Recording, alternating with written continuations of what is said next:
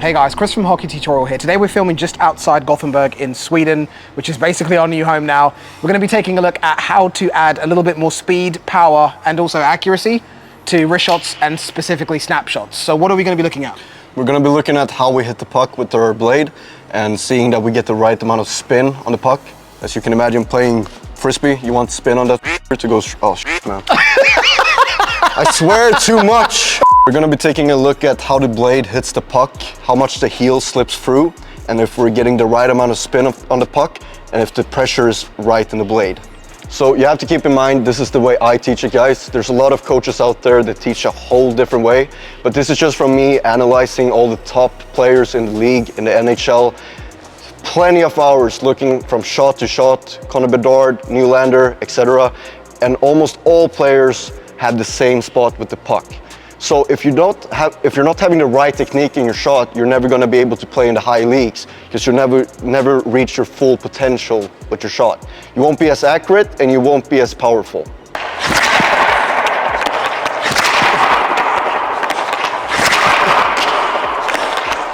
The biggest mistake a lot of players do is when they're holding their stick, the wrist is straight, which makes them land with the pressure on the heel of the blade. If I try to flex my stick here now, I have a really hard time bending it. But if I change this, tuck my wrist in, now I'm on the toe, I get the blade more under me. It's all of a sudden a lot easier to put my weight into the stick. When we're hitting with the straight blade, we get no spin on the puck here, as you can see. But when I tuck this blade in with my wrist, I get the spinning motion. This doesn't mean I'm shooting to the sides, because if I just hit the puck at the right spot in the blade, which you have to fill depending on shape and which stick you're using, you still get it to go straight, but with a little bit of spin. And in theory, if you think about frisbee, which a lot of people have played, you want that frisbee to spin for it to go in a straight line. If it's not spinning, the air is going to impact the puck, and it's going to be a lot harder to get the puck where you want it. The biggest mistake a lot of players make is when they're shooting their wrist shots and snapshots is that they're not controlling the upper hand enough. So we want to tuck our upper hand in as much as possible to really close the blade down. Because when a lot of players are whipping the puck, the heel slips forward, which creates the blade to come open. And then the blade catches the lower edge of the puck. So it kind of scoops the puck off the ice, which makes it go wobbly in the air and doesn't give the force going forward as we want. So instead, when we close our wrist in, we get a much closer blade, which is going to make the puck snap off the blade a lot quicker. When I'm doing this snapping motion and the wrist isn't inside, it's out here, it creates the stick to go like this, and the heel slips forward, which makes us touch the lower edge of the puck and makes us scoop it. This isn't a forward motion, this is going upwards. Instead, we want to push here, right? So when we're snapping the puck, we want this heel to slip as little as possible, so we're touching the puck with a closed blade here. And if my wrist is out here, I'm gonna get this. And can I flex the stick here? No, not at all. Here, because I got this leverage. So we only do this, and then the hand, when we snap in, is gonna go upwards with the elbow and shoulder and go back and forward. So we're not here shooting.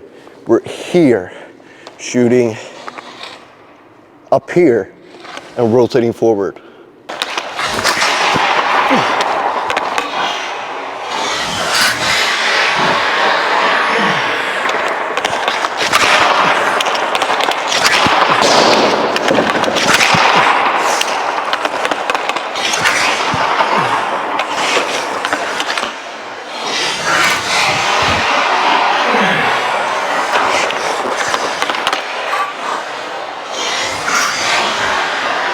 So the biggest thing I see a lot of coaches teaching our players out there, which is totally wrong, and it's causing a lot of players to not shoot good at all. And that is that we want to keep this upper hand away from our body.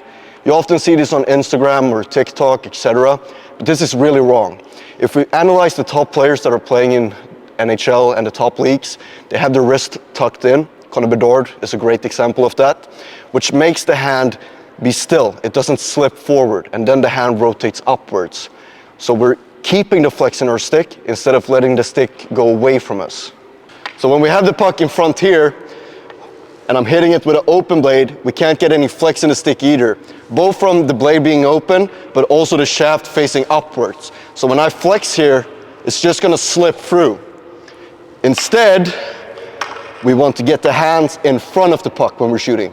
Here, I'm leaning over the stick, over the flex, which makes my body being able to rotate into the flex a lot easier. Because when I'm here, I get some friction from the blade in the ice, and it makes it really easy to flex the stick.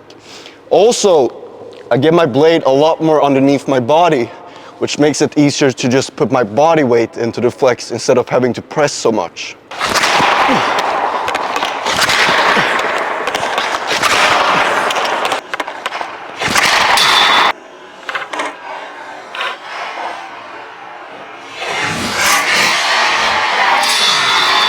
So the perfect positioning for the puck depends a little on stick height and how you're shaped in the body, but most players want it by the front foot. Here.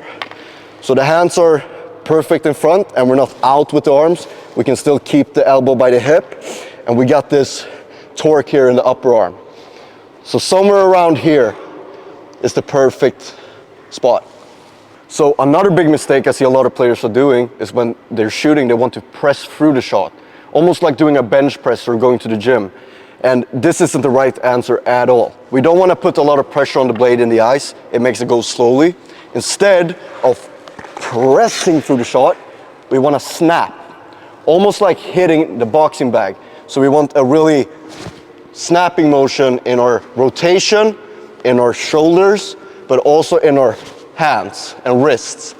When we add all of this snap together, we will get a lot more flex from the impact of hitting the puck than from pressing through the ice. So instead of shooting like this and releasing out, you just want to go with the snap. And the impact of the puck is going to do the rest of the job, as long as you hit the puck with a closed blade. And guys, I know we're in Sweden, but don't worry, we can help you guys even though you're playing abroad.